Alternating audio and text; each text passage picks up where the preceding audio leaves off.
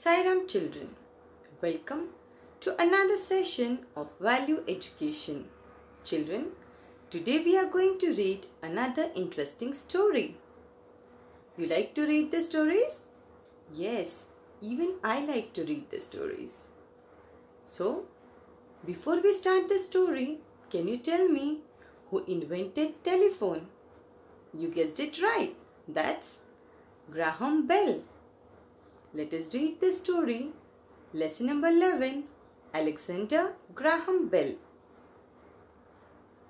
Alexander Graham Bell was born at Edinburgh, Scotland.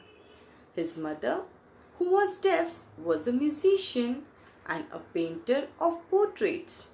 His father, who taught deaf people, invented visible speech. This was a code which showed how the tongue, lips and throat were positioned to make speech sounds. Alexander, or Alec, as his family members called him, was interested in working with the deaf throughout his life. Graham Bell attended school only for 5 years, that is from the age of 10 to 14, but he never stopped learning.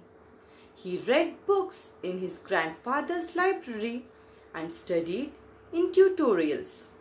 Bell had 2 brothers who died of tuberculosis. It's a disease. He himself had the disease.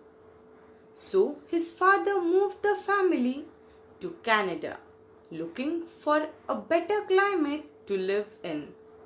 Bell recovered from the disease. Here also in Canada, he got engaged in helping the dumb and the deaf to hear and speak. Later, he was shifted to USA, but still he continued his job by opening a school for the dumb and deaf. In 1873, Graham Bell became a professor of vocal physiology at the University of Boston. It was the time he met Mabel Hubbard, who had become deaf at the age of 4. She was one of his students and was 10 years younger than him. 5 years after their meeting, they got married. They had 2 sons and 2 daughters. Both the sons died at young age. Graham Bell was fond of scientific inventions. Fond of means having liking or love of something or someone. He always used to engage himself in making some machines during his spare time. While in Boston, he tried to communicate through metal wire. One day, while experimenting with his instrument, Bell spoke to Watson, his companion, who was standing at a distance.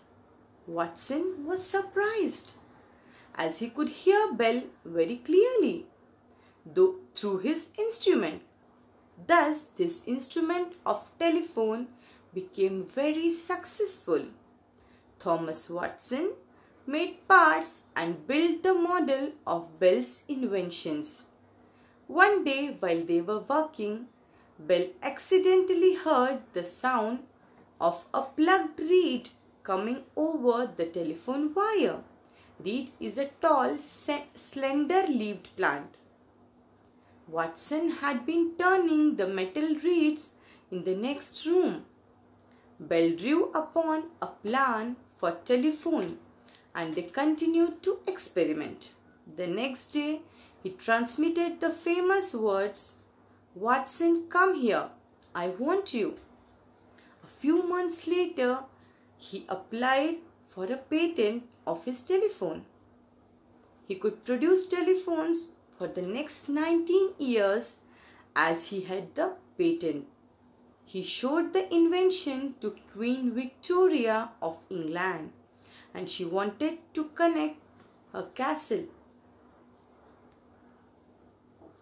Apart from being a great scientist and an artist, Bell was a kind human being. He had some sterling qualities of head and heart. Sterling, very good, of a very high standard. Okay. He was ever ready to help the needy. He established an institution for deaf and dumb children. He died in 1922 in Canada. The entire North America paid him a tribute by hanging up their phones for a while during his funeral.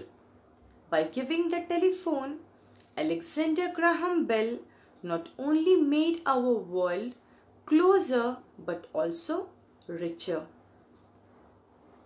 Remember, perform deeds that are beneficial to the whole world by Swami Omkarananda.